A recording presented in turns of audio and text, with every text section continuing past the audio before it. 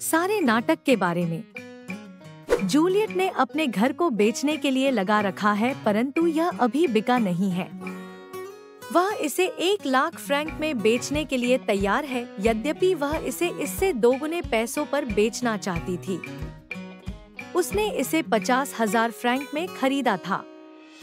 वह इससे तंग आ चुकी है और वास्तव में इसे कुर्बान करना चाहती है। गैस्टन और उसकी पत्नी जीन घर खरीदने के लिए इसका निरीक्षण करने उसके पास आते हैं। यद्यपि गैस्टन इसे खरीदना नहीं चाह रहा है।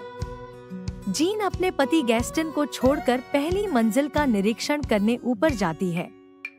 इस बीच मिसेज स्मिथ आती है। वह गैस्टन को बैठा हुआ पाती है और उसे घर का मालिक समझ लेती है। वह जल्दी में होते हुए घर को 3 लाख फ्रैंक में खरीद लेती है और सारा पैसा चेक द्वारा दे देती है। जूलियट और गैस्टन की पत्नी जीन नीचे आते हैं। गैस्टन 1 लाख फ्रैंक बचाते हुए घर को 2 लाख फ्रैंक में खरीद लेता है। वह कैरेट द्वारा हस्ताक्षरित पेंटिंग स्मृति चिन्ह के रूप में ले जाता है। जूलियट का उसका घर न बिकने पर पछताना।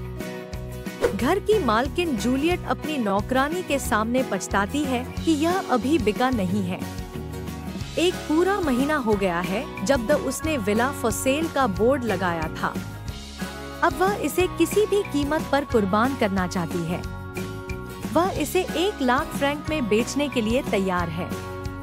वह स्थान से काफी दुखी हो गई है। उसे आश्चर्य है कि लोगों के पास पहले धन था और कोई भी बेचना नहीं चाहता था, परंतु अब लोगों के पास धन नहीं है और कोई भी खरीदना नहीं चाहता है। उसे आश्चर्य है कि उसका था जॉइनविल, जो फ्रांस का हॉलीवुड है, के समीप है। इसे एकदम बिकना चाहिए था। प्राकृतिक रूप में यह दुख की बात है कि इसे 1 लाख फ्रैंक की बहुत कम कीमत पर तत्काल बेचना पड़ रहा है। नौकरानी द्वारा जूलियट का रसोइया के रूप में कार्य करने के लिए कहना। नौकरानी जूलियट से एक कृपा दृष्टि मांगती है। वह उसे एक फिल्म में काम करने की अनुमति की प्रार्थना करती है। इससे उसे रोज 100 फ्रैंक मिलेंगे। वह जूलियट को भी एक रसोइये के रूप में कार्य करने के लिए कहती है, क्योंकि उसका निराला चेहरा है और वह हास्यास्पद दिखती है। उसे 8 दिन के आमलेट बनाने और आलू छीलने के लिए 800 फ्रैंक मिलेंगे। यह वह इसलिए करती है कि वह सोचती है कि जूलियट को कुछ बुरे समय का सामना करना पड़ रहा है। नौकरानी उसे बताती है कि उस जगह के बहुत से व्यक्ति लड़ाकू और भिखारियों के रूप में कार्य कर रहे हैं। वह उसे इस प्रस्ताव पर सोचने के लिए कहती है। गैस्टन और उसकी पत्नी जीन का निरीक्षण के लिए घर पर आना। गैस्टन और उसकी पत्नी जीन प्रविष्ट होते हैं।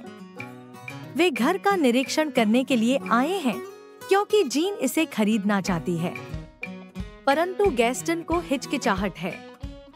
वे बगीचे का निरीक्षण करते हैं। वे उन परिवर्तनों के बारे में बातचीत करते हैं जो उनके खरीदने के बाद संभव होंगे। जूलियट, गैस्टन और जीन के बीच मुलाकात। गैस्टन जीन को बताता है कि वह उस द्वारा घर को अपने माता पिता और उसकी बहन के बच्चों के लिए खरीदवा रही है, परंतु वह उनके लिए नहीं खरीदेगा। इसलिए जीन उसे कहती है कि फिर वह वहाँ क्यों आया है। जैसे वे जाते हैं, जूलियट आती है। जूलियट घर की प्रशंसा करती है क्योंकि इसमें बिजली, गैस, पानी, टेलीफोन और जल निकास की सुविधाएं हैं। जब गैस्टन घर की कीमत के बारे में पूछता है तो जूलियट कहती है कि यह 2,50,000 फ्रैंक है। फिर भी वह इसे 2 लाख फ्रैंक के नीचे आने देगी। गैस्टन जीन को बाथरूम का निरीक्षण करने के लिए कहता है। ऐसा करने के लिए जूलियट जीन के साथ चली जाती है। गैस्टन और दूसरी ग्राहक मिसेज स्मिथ। गैस्टन अकेला है। मिसेज स्मिथ प्रविष्ट होती है और गैस्टन को बैठा देखती है। वह घर की प्रशंसा करती है। वह गैस्टन से पूछती है कि विला फॉर सेल बोर्ड पर कीमत क्यों नहीं लिखी गई है। वह सोचती है कि गैस्टन घर का स्वामी है। मिसेज अल स्मिथ गैस्टन से पूछती है कि उसकी पत्नी कहाँ है। वह उत्तर देता है कि वह ऊपरी मंजिल पर है। गैस्टन घर के मालिक की तरह से व्यवहार करता है और उसे बताता है कि उसके दादा ने इसे बनवाया था।